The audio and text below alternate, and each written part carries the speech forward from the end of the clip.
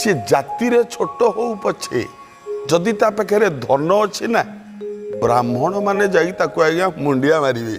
राई सब पंडित शास्त्र कहे सब पंडित